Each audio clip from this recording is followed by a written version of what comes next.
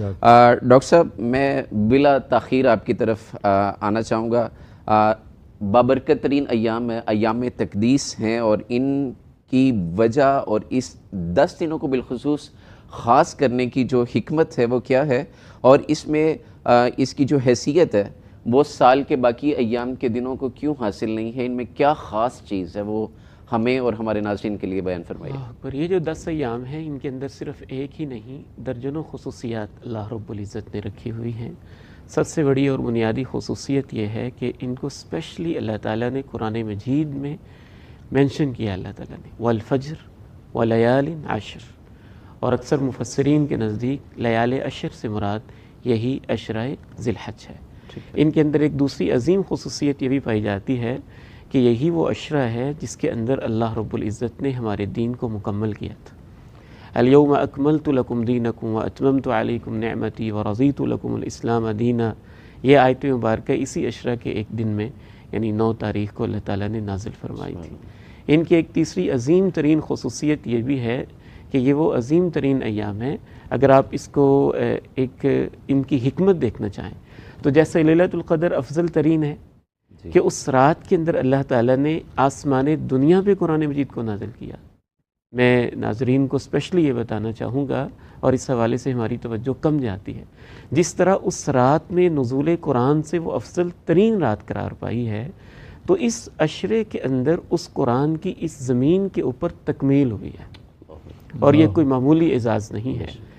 آسمان دنیا پہ نازل ہوا لیکن گریجولی 23 سال کے اندر اس کی امپلیمنٹیشن، ایک ایک چیز پہ عمل، ایک ایک چیز کی پریکٹس جو مکہ مکرمہ سے شروع ہوئی تھی مدینہ منورہ میں، وہ 23 سال کا پورا جو آخری دن جب وہ مکمل ہوا تھا تو اللہ تعالیٰ نے اس کے لیے اس عشرے کا انتخاب کیا تھا.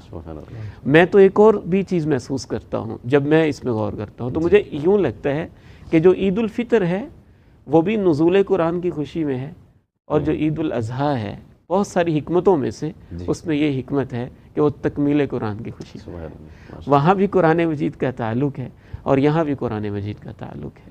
ایک چوتھی خصوصیت اس عشرے کے اندر اللہ رب العزت نے یہ بھی رکھی ہوئی ہے کہ جب تاریخ میں ہم غور کرتے ہیں تو یوں محسوس ہوتا ہے کہ اللہ رب العزت نے جناب ابراہیم کو جس امامت کے ساتھ نوازا اور ان کے اوپر جو کڑے اللہ تعالیٰ نے امتحانات بڑے بڑے ان کے لیے اور بڑی بڑی ڈگری اللہ تعالیٰ نے ان کو دی اور ان کو اپنا خلیل بنایا اور ایک عظیم منصب خلت اللہ تعالیٰ نے ان کو عطا کیا، تو ان کے بہت سارے امتحانات ان دنوں کے اندر ہوئے تھے. اور ان میں سے ایک امتحان وہ بیٹے کی قربانی والا امتحان بھی تھا.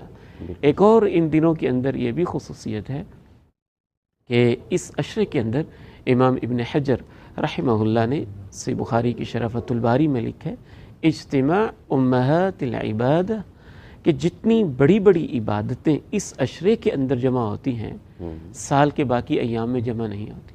دیکھیے ڈاکٹر صاحب، رمضان میں ہم روزے رکھتے ہیں، قربانی نہیں ہوتی. بالکل اسی طرح سے اور باقی ایام جتنے بھی آپ کمپیریزن کرتے جائیں گے، لیکن اس عشرہ کے اندر روزے بھی ہیں، اس عشرے کے اندر قربانی بھی ہے، اس عشرہ کے اندر حج بھی ہے، اس عشرہ کے اندر عام ایام کی نمازیں بھی ہیں.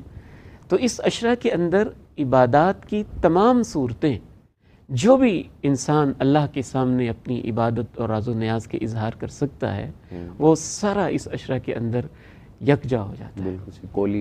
قولی فعلی مالی بدنی عبادات، وہ تحیات للہ والصلوات والطیبات کا عملی منظر جو ہے نا وہ اس عشرہ کے اندر دکھائی دیتا ہے. تو باقی انشاءاللہ ڈسکشن میں اور کوئی چیزیں آتی رہیں گی، لیکن میجر چیزیں اس وقت جو میرے ذہن میں آ رہی ہیں کہ اللہ تعالیٰ نے اس عشرہ کو بہت زیادہ خصوصیات کے ساتھ نوازا. بالکل صحیح. یعنی